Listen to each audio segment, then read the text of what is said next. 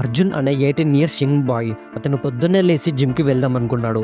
Morning alarm మోగింది. దాన్ని of చేసి తన పక్కనున్న ఫోన్ తీసి ఒక 2 మినిట్స్ చూసి జిమ్‌కి వెళ్దాం అనుకున్నాడు. బట్ ఆ 2 మినిట్ కాస్త గంట అయింది. కొంచెం సేపయ్యాక అతను టైం చూసేసరికి ఆల్రెడీ కాలేజ్ టైం అయింది. వెంటనే లేచి రెడీ అయ్యి కాలేజ్‌కి వెళ్ళాడు. క్లాస్‌లో కూర్చొని ల్యాప్‌టాప్ ఓపెన్ చేశాడు. క్లాసెస్ చాలా బోరింగ్ అనిపించడంతో ల్యాప్‌టాప్‌లో న్యూ ట్యాబ్ ఓపెన్ చేసి రీల్స్ చూడడం, మీమ్స్ లేదా చాటింగ్ చేసేవాడు. సో అలా కాలేజ్ అయిపోయాక ఇంటికి వచ్చాడు. ఫ్రెష్ అప్ అయ్యాడు. ఈవినింగ్ కొంచెం సేపు చదువుకుందామని అనుకున్నాడు. ఇక ఈవినింగ్ బుక్స్ ఓపెన్ చేసి చదవడం మొదలుపెట్టాడు. ఒక 10 మినిట్స్ గడిచాక బోర్ అనిపించి ఊకే చదవడమే నారా అని పక్కనున్న ఫోన్ తీసి గేమ్ ఆడడం మొదలుపెట్టాడు. తర్వాత సోషల్ మీడియా చూడడం, అలా గంటల తరబడి సమయం గడిచింది. ఆ చదవడం అటే పీకింది. ఇక నైట్ త్వరగా పడుకుందామని అనుకున్నాడు.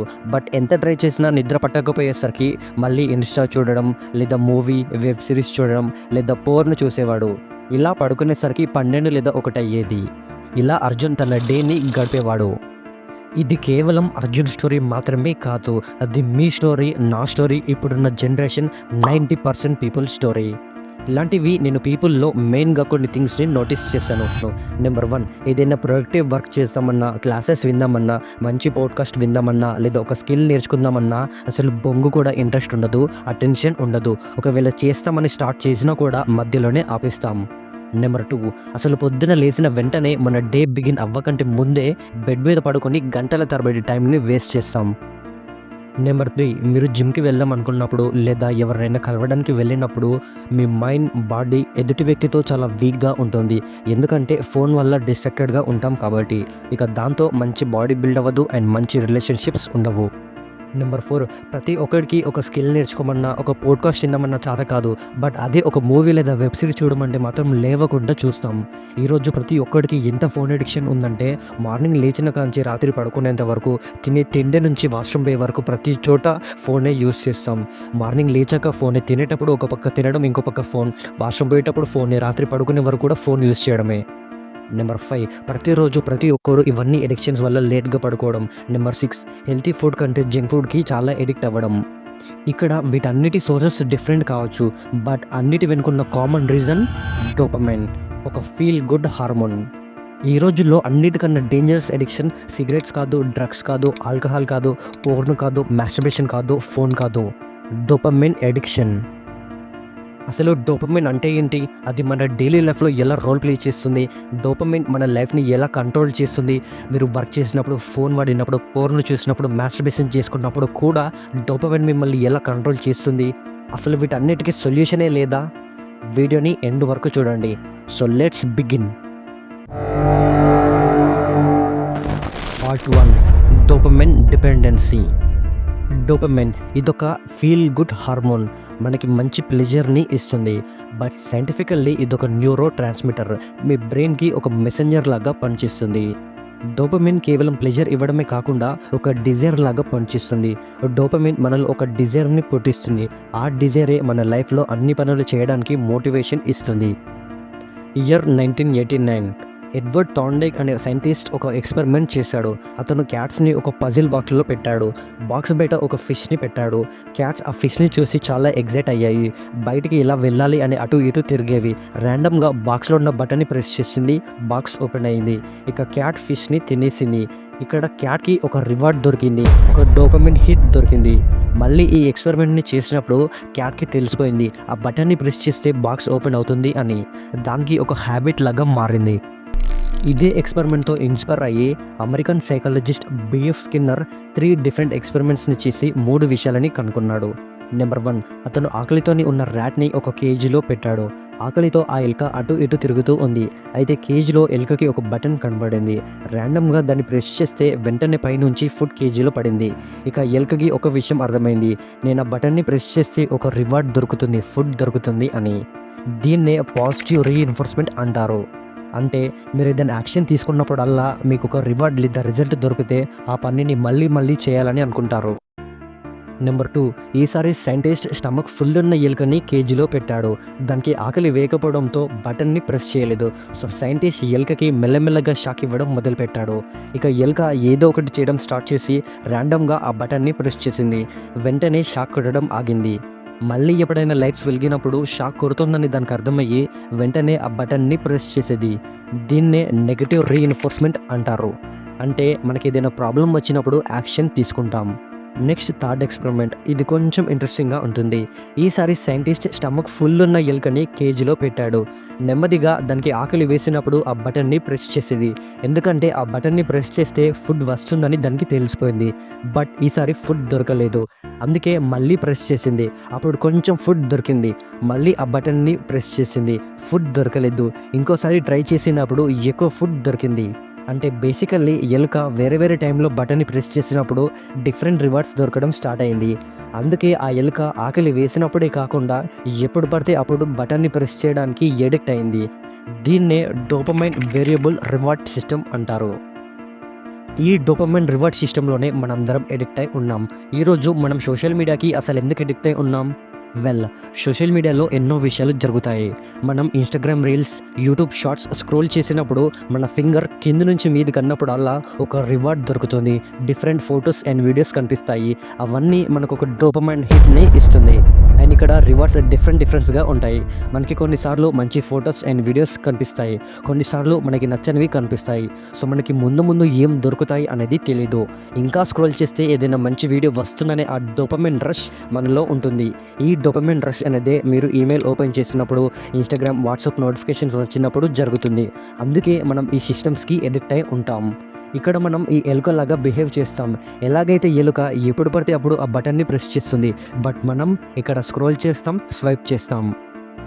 ఇంకా రాగా చెప్పాలంటే మీరు పోర్ను చూసినప్పుడు ఒక్క వీడియోతోని ఆగరు. ఇంకా కొత్త వీడియోస్ కావాలని అనిపిస్తుంది. మనకి పోర్నులో different bodies, different styles, different పొజిషన్స్తో అన్లిమిటెడ్ వీడియోస్ ఉంటాయి. వాటిని చూసేసరికి మనలో ఒక తెలియని టెంప్టేషన్ మొదలవుతుంది. మనలో ఉన్న గుర్రం పరిగెడుతుంది. ఎందుకంటే ఒక్కో వీడియో ఒక్కో రకమైన డోపమైన్ హిట్ని ఇస్తుంది. ఈ డోపమైన్ హిట్టే మనల్ని ఇంకా చూడడానికి మోటివేట్ చేస్తుంది. అలాగే మీరు మాస్టర్బేషన్ చేసుకుంటున్నప్పుడు ఒక్క వీడియోతోనే మీరు సాటిస్ఫై అవ్వరు. ఇంకేదైనా పర్ఫెక్ట్ వీడియో వస్తుందని స్క్రోల్ చేసుకుంటూ ఉంటారు. అలా చూసేసరికి మీలో ఉన్న డోపమైన్ ఒక పీక్ లెవెల్కి పోతుంది అండ్ ఎజాకులేషన్ జరుగుతుంది. వన్స్ ఎజాకులేషన్ జరగాక మీ డోపమైన్ మొత్తం పడిపోతుంది అండ్ తర్వాత మీరు చాలా ఎంప్టీగా, గిల్టీగా ఫీల్ అవుతారు. ఇదంతా ఒక ఎడిక్షన్ లూప్.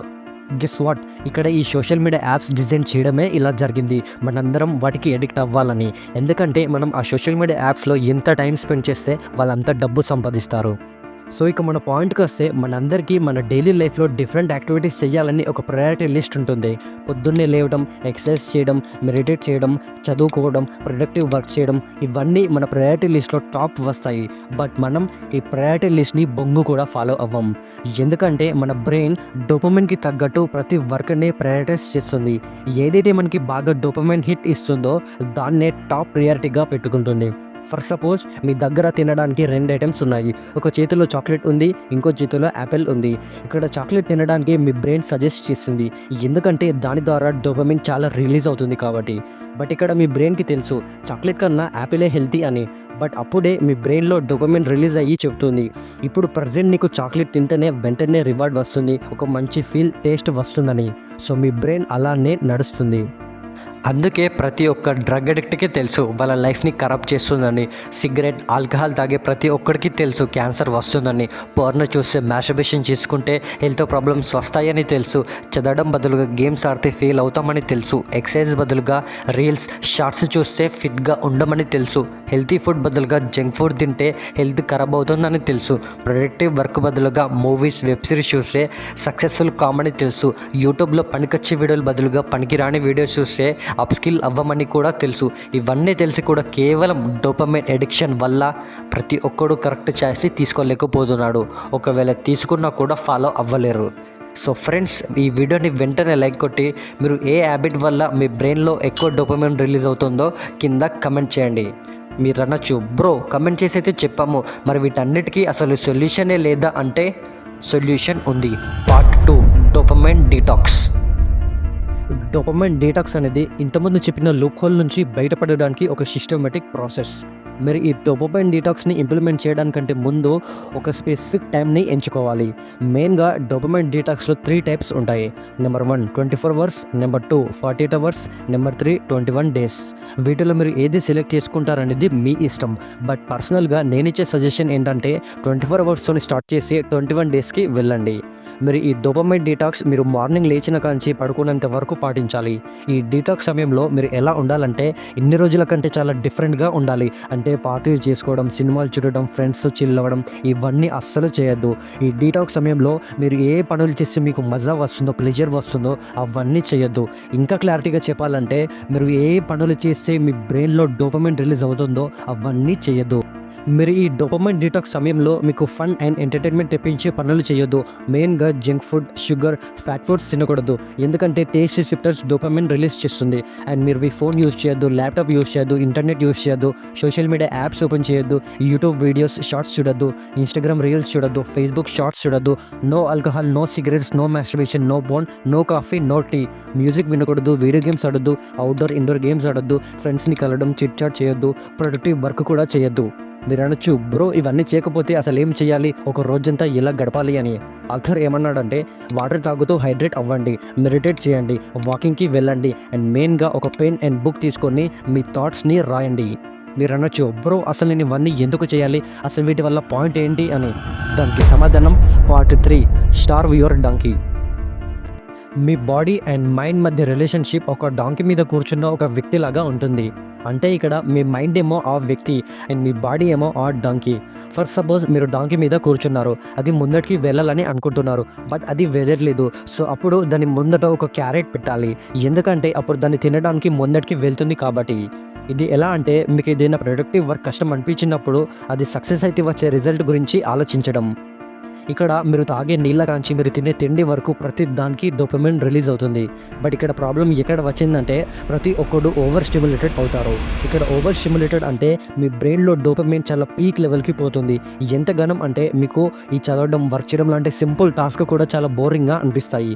ఇక్కడ porn, alcohol, drugs, junk food, games, TV shows, movies, web series, social media apps ఇవన్నీ మీ బ్రెయిన్లో డోపమైన్ రిలీజ్ చేసి పీక్ లెవెల్కి పోతుంది, మిమ్మల్ని ఓవర్ స్టిమ్యులేటెడ్గా చేస్తుంది. ఇది ఎలా అంటే మీరు డాంకీకి చాలా ఫుడ్ తినిపించాక దాని ముందు ఒక క్యారెట్ పెట్టినప్పుడు దాన్ని తినడానికి ముందటికి వెళ్ళదు. డాంకీ ప్రతిరోజు టేస్టీ ఫుడ్ తినుకుంటూ ఉంటే దానికి ఆ ఒక్క క్యారెట్ తినడానికి ఏమీ మోటివేట్ కాదు. ఎందుకంటే దాని కడుపు ఆల్రెడీ నిండి ఉంది కాబట్టి. ఇదే మెటఫర్ని మీకు అప్లై చేసుకొని చూడండి.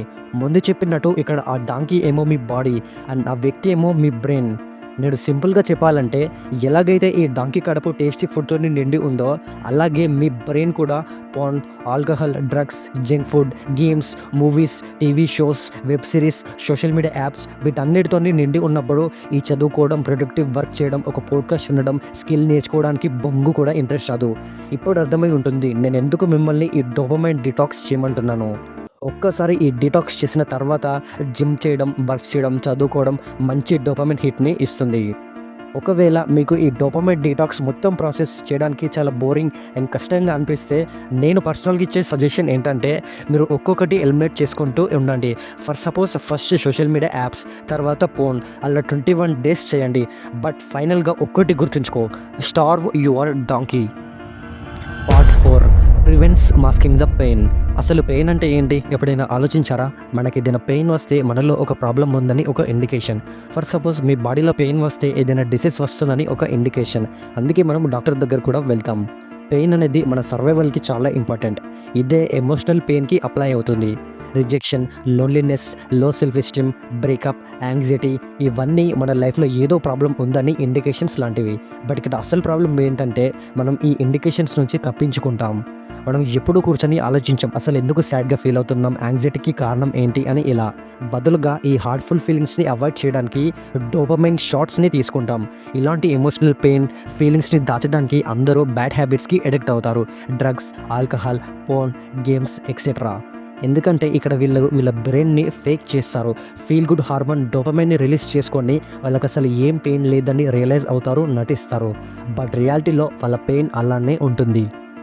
అందుకే మీరు డోపమైన్ డీటాక్స్ చేసిన తర్వాత మీరంతట మీరు డోపమైన్ రిలీజ్ చేసుకొని మీరు ఈ పెయిన్ నుంచి తప్పించుకోలేరు, ఇగ్నోర్ కూడా చేయలేరు. బట్ ఈసారి మీరు ఆ పెయిన్ని అర్థం చేసుకోవడం మొదలు పెడతారు అండ్ సొల్యూషన్ కనిపెడతారు. అందుకే ఈ డీటాక్స్ సమయంలో ఆథర్ రైటింగ్ చేయమంటారు. ఎందుకంటే at the end of the day happy life lead చేయడానికి. ఓకే, కంగ్రాచ్యులేషన్స్, మీరు సక్సెస్ఫుల్గా ఈ డోపమైన్ డీటాక్స్ని ఇంప్లిమెంట్ చేశారు. మీ డే, మీ లైఫ్ మీ కంట్రోల్లో ఉంది. బట్ ఒకవేళ మీరు కేర్ఫుల్గా ఉండకపోతే ఓల్డ్ హ్యాబిట్స్కి అట్రాక్ట్ అయ్యి మళ్ళీ డోపమైన్ డిస్ట్రాక్షన్ లూప్లోకి వెళ్తారు. అందుకే మీరు ఏం చేయాలంటే, నెంబర్ 1, మీరు ఏ హ్యాబిట్స్కి అట్రాక్ట్ అవుతున్నారో కొంచెం జాగ్రత్తగా ఉండండి. నెంబర్ 2, మీకు అండ్ మీ బ్రెయిన్ మధ్య ఉన్న బ్యాటిల్ని అర్థం చేసుకోండి. నెంబర్ 3, మీ ఫుల్ డేని ప్లాన్ చేసుకోండి. నెంబర్ 4, ఫైనల్గా ఎండార్ఫిన్ అండ్ ఆక్సిటోసిన్ అనే న్యూరో ట్రాన్స్మిటర్స్ని డెవలప్ చేసుకోండి. ఈ న్యూరో ట్రాన్స్మిటర్స్ డోపమైన్ న్యూరో ట్రాన్స్మిటర్కి కంప్లీట్ ఆపోజిట్, మిమ్మల్ని ఓవర్ స్టిమ్యులేటెడ్ కాకుండా చేస్తుంది. మరి ఈ ఎండార్ఫిన్ అండ్ ఆక్సిటోసిన్ ఎలా యాక్టివేట్ చేయాలంటే, number 1, meditation. Number 2, exercise and stretching. Number 3, mindfulness. Number 4, walking. Number 5, deep social interactions. All the best for your 21 days challenge. Okay friends, ఈ video నచ్చినట్లయితే like చేయండి, share చేయండి. ఇలాంటి మరిన్ని వీడియోస్ కోసం మన ఛానల్ని వెంటనే సబ్స్క్రైబ్ చేసుకోండి. మళ్ళీ నెక్స్ట్ వీడియోలో కలుసుకుందాం. Stay tune. జై హింద్.